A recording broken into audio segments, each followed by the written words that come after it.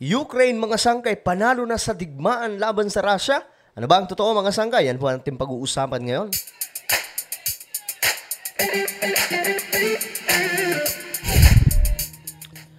Magandang oras po sa lahat ng ating mga kababayan na lagi pong taga-subaybay.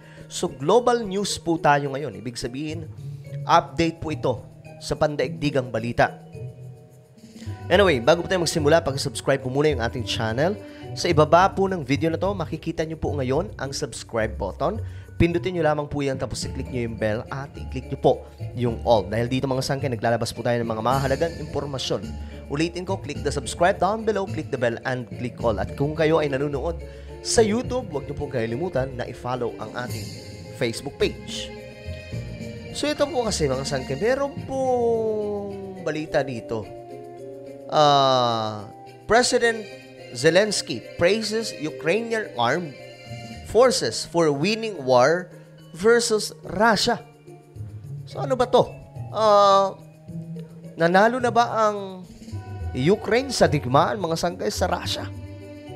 Kasi kung totoo ito, malaking balita ito. So tingnan po natin. Ukraine's President Volodymyr Zelensky conveyed his gratitude and recognition on Sunday, October 1st, towards all Ukrainian soldiers for their valiant efforts in the ongoing conflict with Russia. During a national event known as the Day of the Defenders, Zelensky spoke of the imminent victory and paid tributes to the veterans, border guards, pilots, infantry, and all who bravely fought and sacrificed their lives in this war. Defense Secretary Grant Shapps conveyed... Okay.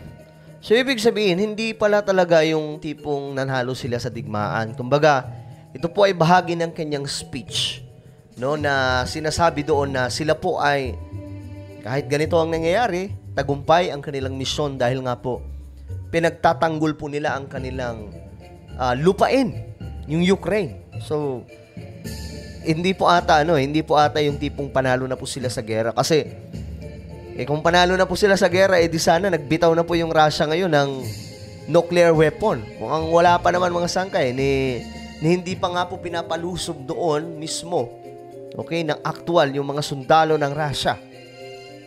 But, mga sangkay, again, tuloy-tuloy pa rin po ang digmaan. Okay, hindi pa rin po talaga tapos.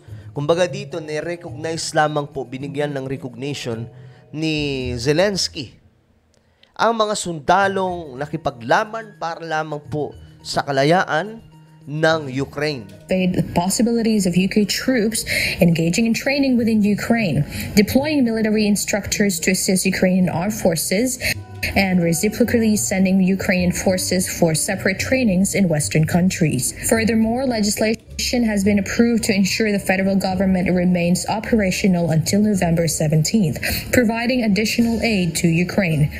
Despite this temporary legislative measure, okay, mga sangkay, ito na nga, di ba? Ewan ko anong gagawin dito ng US kasi US po ang may pinakamalaking sinusupply dito sa Ukraine. Kasi nga po ang ginawa po ng US, instead na sila po ang makipagdigma, ginawa po nilang proxy itong Ukraine.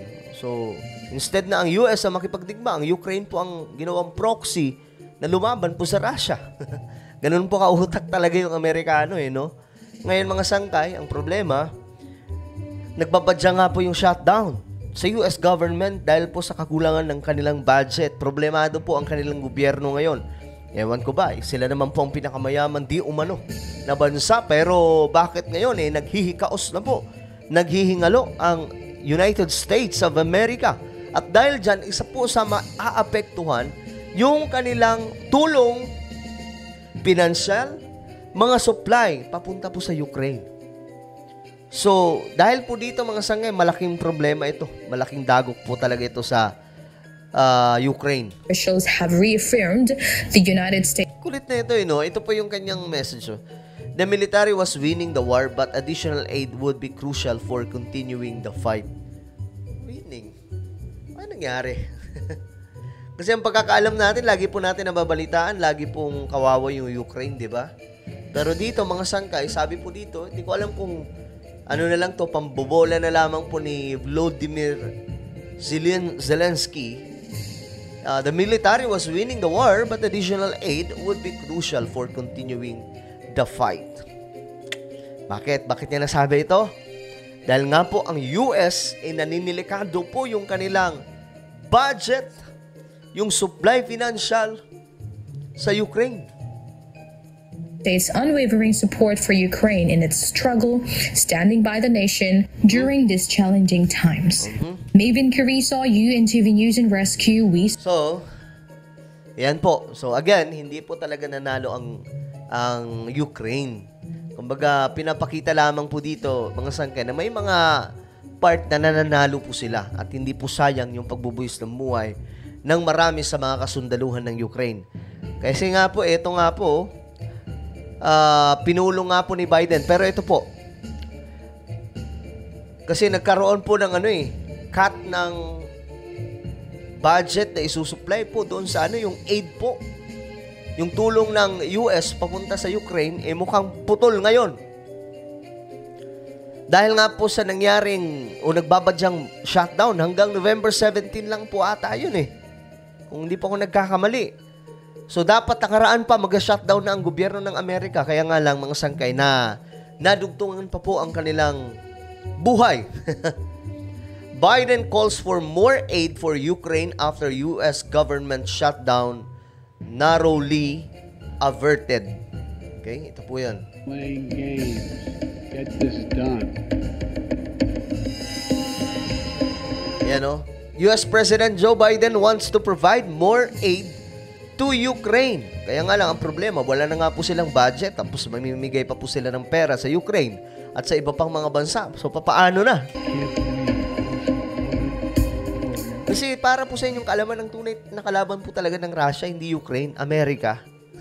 Kaya ganyan po yung suporta talaga ng US sa Ukraine.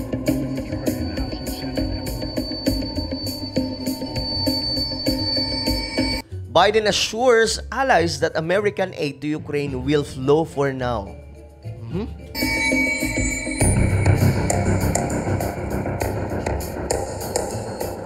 Dami nang nalaga sa Ukraine, Nakita nyo sa pader? Biden calls for Republican support to provide more assistance to Kyiv. Iyon nga ang problema, mga sangkay. Yung Republican na partido sa Amerika ayaw na po makialam sa Ukraine dahil nga po kinukulang na di umano sila ng pera. Ewan ko ba? On this vote, the yeas are 88, the nays are 9. Under the previous order requiring 60 votes for the passage of this bill, the bill is passed.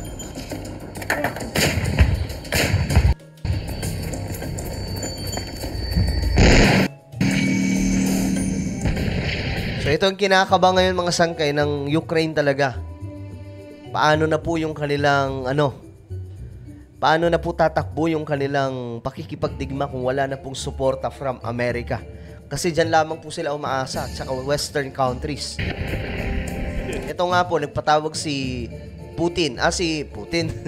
Si Biden, ayan US at allies pinulong ni President Biden para masiguro ang suporta sa Ukraine. So, hindi ko alam anong ibig sabihin nito, mga sangkay, pero tingnan po natin. Nagbabala ang Biden administration sa Kongreso na hindi nila dapat hayaang matigil ang tulong ng Estados Unidos sa Ukraine. Nako, kasi ipinahinto Ito ay upang maiwasang makahanap ng butas si Russian President Vladimir Putin at gamitin ito sa kanyang bentahe. Look at the situation, guys. Tingnan nyo mabuti, mga sangkay, kung gaano po ka-desperado si Biden at ang Amerika laban po sa Russia. Okay, dito palang malinaw na ang tunay na kalaban po talaga ng Russia ay Amerika. Proxy lamang po talaga ang yung itong Ukraine. Kasi magkadugo po yan, mga sangkay. Nagpulang virtually ang US. Pero, well, hindi itong ganitong klaseng mga balita about rumors of wars, hindi na po talaga nakapagtataka kasi biblical naman po talaga na mangyayari ito. Kaya nga lang, bilang tao, nakakaano rin nakakakabam, naaawa din po talaga tayo sa mga nalalagas sa mga tao dahil nga lang po sa digmaan, sa sigalot ng Ukraine at Russia. Actually, US at Russia. At mga kaalyado ng bansa sa Europa Canada at Japan upang masiguro ang patuloy na pagbibigay ng tulong sa Ukraine. Parang sinasabi dito ng Amerika, kayo muna ang tumulong kasi hindi kami makakatulong dahil nga olats kami sa pera. Wala kaming pera ngayon. Parang ganun po. Ayon sa mga world leaders, hindi magbabago ang nauna ng desisyon nito at susuporta pa rin sa Kyiv. Pinag-usapan din ng grupo ang weapon support at pagpapalakas ng air defense ng Ukraine, energy infrastructure bilang paghahanda sa paparating na winter at paano makakalikom ng private donations para sa economic recovery. Grabe, no? Amerika talagang nagdadrive. Maniwala kayo hindi, nakikita naman klarong-klaro po talaga, Amerika yung kaaway ng Russia. Hindi po Ukraine. Kaya nga po inaano nila yung suportahan natin, hindi kami makapagbigay ng pera, pero kayo muna. Kayong mga kaalyado naming mga bansa. Recovery ng Ukraine. Kat Carriedo, UNTV. So ayun mga sangkay, again hindi po nanalo ang Ukraine. Okay? Kundi pinasalamatan lamang po ni Zelensky itong kasundaluhan nila na nakipaglaban sa kanilang bayan. So ano po ang inyong komento tungkol po dito mga sangkay? Just comment down below. At ngayon, pag-subscribe po yung isa kong YouTube channel. Hanapin nyo lamang po ito sa YouTube. Then subscribe, click the bell, and click all. So ako na po ay magpapaalam. Hanggang sa muli. Lagi nyo pong tatandaan that Jesus loves you. God bless everyone.